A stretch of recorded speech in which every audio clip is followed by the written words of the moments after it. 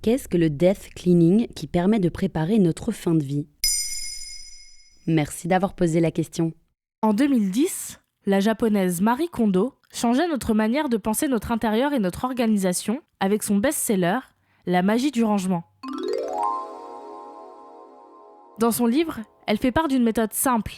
Tout ce qui n'apporte pas de joie, on s'en débarrasse. Mais depuis quelque temps, un nouveau terme dans la même veine a fait son apparition. Le death cleaning, qui allie la mort, death, au nettoyage ou rangement, cleaning. Il s'agit là pour des personnes entrant dans la dernière phase de leur vie, de faire le tri dans leur intérieur. Mais d'où vient cette nouvelle tendance ? En fait, elle n'a rien de nouveau. Le death cleaning s'est fait connaître en 2018, à la publication d'un livre venu tout droit de Suède, La vie en ordre, sous-titre « L'art de ranger sa vie pour alléger celle des autres ». Écrit par Margareta Magnusson, artiste installée à Stockholm, le livre est sorti en France de manière un peu confidentielle, et ce n'est que récemment que le concept a commencé à se populariser.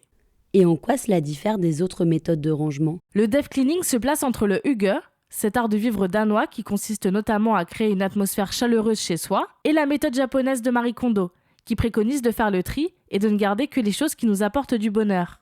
Roselina Ferraro, docteur en marketing à l'université du Maryland, explique pour NBC que le death cleaning s'inscrit dans la tendance du minimalisme et que se séparer de la plupart de ses possessions avant sa mort peut permettre une fin de vie moins stressante.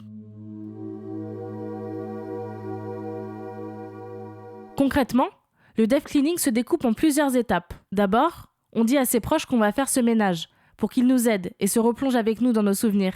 Ensuite, on commence par les possessions qui n'ont pas trop de valeur sentimentale. Cela peut être des vêtements, des accessoires que l'on ne met plus par exemple. Il s'agit après ça de faire don d'objets que l'on aime à ses proches, comme de la belle porcelaine ou de l'argenterie. Puis enfin, de donner ou jeter tout ce qu'il reste et qui ne nous est pas utile. À quel âge peut-on commencer le death cleaning ? Là-dessus, il y a deux possibilités. Le death cleaning peut se pratiquer au début de la retraite ou un peu avant, mais en vérité, des personnes de plus en plus jeunes s'y mettent, comme l'explique la home organizer Carmen Jean-Baptiste, la première à enseigner le death cleaning en France. Une de ses clientes n'a que 30 ans et death clean déjà, petit à petit. Elle a commencé par sa chambre d'enfant, qui regorge de papier et de vieux vêtements.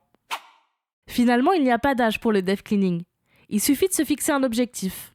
Par exemple, alléger le travail de tri pour les générations futures, ou simplement faire le ménage pour être plus serein ou sereine pour attaquer une nouvelle étape de la vie. Voilà ce qu'est le death cleaning. Maintenant, vous savez, un épisode écrit et réalisé par Maëlle Diallo. Ce podcast est disponible sur toutes les plateformes audio et pour l'écouter sans publicité, rendez-vous sur la chaîne Bababam Plus d'Apple Podcast.